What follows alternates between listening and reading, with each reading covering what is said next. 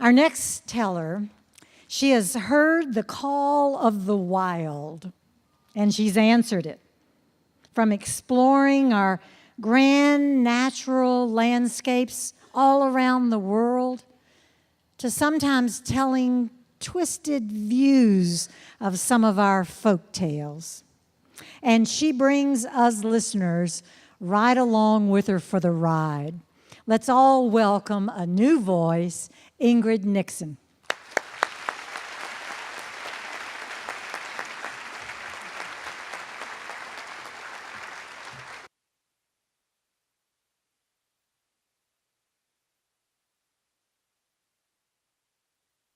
Good evening. There we are. Yeah, what a beautiful evening tonight. Yeah. So I thought I would tell you a little bit about my formative years, which were spent in Alaska. I grew up in Talkeetna, Alaska, for those of you who are familiar with the state. Yeah, woo! Talkeetna is a small little town. It's on the rail belt that goes between Anchorage and Fairbanks. My father was a small country doctor. And like a lot of people who live in Alaska, you have your profession and then you do a lot of other things. And so my family, we lived on 15 acres, and 13 of those acres were cleared, and so we also raised hay. But at that time, there was just my brother and me. And as kids, we were not allowed to have any pets because my father was allergic to dogs and my mother was allergic to cats. So it was a very memorable night, the night my father brought home a little bear cub.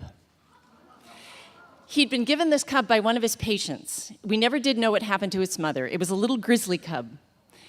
And he brought it home, and it was in a crate, and he put it in the living room floor, and he said, "Don't touch it." And then he got on the phone, and he started to call around to the wildlife agencies, State Fish and Wildlife, Federal Fish and Wildlife, somebody who would come and take this bear cub off our hands. Well, you know my brother and I. We started poking around that crate, and I don't know how it happened, but the end of the crate fell off, and soon that bear cub was running around in our living room. And my brother and I started to play with it, the way you play with a puppy. And I know that my mother was convinced one of us was going to lose a finger. But that cub was so gentle. And it turns out that my father could not find anyone to take the bear cub that night. So we held on to it for the night. And the next day, he kept calling around. My mother was calling as well. Nobody would take the cub. Next day, no one would take the bear. Next day. Finally, we had that bear cub a whole week. And at that point, we were becoming quite fond of the bear. And so we noticed that my father wasn't sneezing and my mother wasn't sneezing. So we just decided that we would keep the bear. And we started out by calling it our bear. But pretty soon that got shortened to our bear. And sometimes we would just call him Arr. But that cub, he started out as kind of an indoor bear, and then he became more of an outdoor bear as he got bigger. But we put this big fence around our yard, and my brother, he taught him to fetch sticks, and he would sit, he would stay. I would dress him up, I would have these little tea parties. He was like the best bear. Well, the one thing that this bear loved to do is go for a ride in my father's pickup truck. So he would see my dad walking out to the truck, and he'd go running out to the truck, and he was all wiggly. And Dad would let him jump up into the truck, and he would sit in the passenger seat. And then Dad would drive down the road with our bear there in the passenger seat. And it was pretty much known around the area that if they were driving down the road and they passed a car coming toward them, and then that car swerved and went in the ditch, they were visitors. Well, fishing season rolled around, and my dad was walking out to the truck. He had his salmon gear, salmon were running, and our bear saw him, ran out to the truck, was like all wiggly, so Dad let him jump up in the truck. They drove down to the river. Dad parked where all the fishermen parked. And then he let our bear out of the truck, and the two of them went down to the edge of the river to kind of claim their spot. And the most interesting thing happened. All the other fishermen left. Yeah, it was just Dad and our bear. Dad caught his limit, Our bear didn't have a limit. So he pretty much filled up our freezer. Well, ptarmigan season came around. Ptarmigan, that's a little grouse-like bird, state bird of Alaska. Dad was heading out to his truck. He had his gun. Our bear ran out to the truck. He was all wiggly, and Dad thought, okay. He let our bear up in the truck. The two of them drove up into this little scrub forest. Then Dad let our bear out of the truck, but he had to stay. So there the two of them are going through the forest, and Dad hears this of a ptarmigan. He looks down, and our bear is in a perfect point.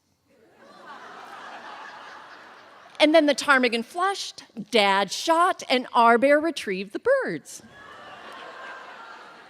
Well, moose season came along. And Dad was getting his gear ready. He was going to be taking off early in the morning, so he was getting everything ready there in the living room, and he pulled out this moose antler. Now, you want to bring a moose antler with you, and what you do is you whack it on branches and rub it on the barks of trees, and bull moose hear that, and it draws them in. Well, our bear saw that, and he was so smart that night, our bear went out. When Dad woke up in the morning and went out on the porch, there was our bear with a full-grown bull moose, captured, dragged home. We measured it. It was legal. And so we just had to dress him out, and we pretty much filled up our neighbor's freezer with that. Well, the one thing that our bear could not abide was the Alaska Railroad. He would hear the whistle of that train, and he would take off across the yard, jump the fence, run down to the railroad tracks. The train would come around the tracks. They would see this bear standing by the side of the road, by the side of the tracks, and our bear was like, arr, arr, arr. So the Alaska Railroad engineers, he started waving this red bandana. Our bear would see that, he would go nuts. He would go chasing after that train. Now, a bear can run 30 miles an hour for short distances. So it was just a matter of time before our bear got exhausted, dropped out. And you know, those engineers were just laughing and laughing. Well, one day, Dad had been out harvesting some hay. He came in, left his sickle lying there in the yard, blade sticking up. And our bear, we were playing sticks and throwing sticks, and all of a sudden we heard the whistle of the Alaska Railroad. Our bear took off across the yard, and he ran smack into that blade. Split himself completely in two, nose to tail, just. Well, we ran over there. It looked bad. But Dad sent us to the shed for turpentine and duct tape. And so we took that turpentine, we slapped it on each half of our bear, we slapped him together, and then we started going around with that duct tape. We started at his nose, we're going round and around and around and around and around and around and around and around and around. He was a big bear. And around and around and around and around and around and around and around. And when we were done, he was just this big silver lump. You could see a little bit of his nose, and you could tell that he was breathing. So we picked him up, we carried him into the shed, and my brother and I started a vigil.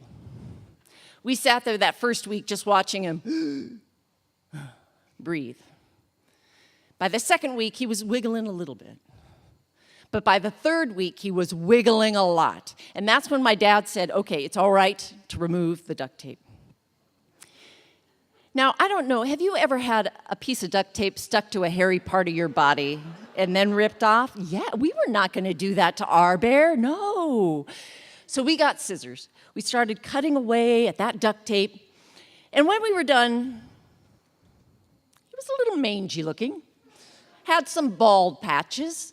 But that was the least of our worries, because it was only then that we realized that when we had slapped him together, we had done it so that he had those two legs sticking down and two legs sticking up. And just then we heard the whistle of the Alaska Railroad. So he took off across the yard, jumped the fence, ran down to the railroad tracks. That train was coming around the corner. Those engineers saw that bear. Arr, arr. Okay, he was a little unusual looking. But nonetheless, they pulled out that bandana, they started to wave it, and our bear just took off after that train. But this time he was running on those two legs. And when those two legs got tired, he just switched over to the other two legs. And so it was, he kept after that train, and when he came back, he had that locomotive in his teeth.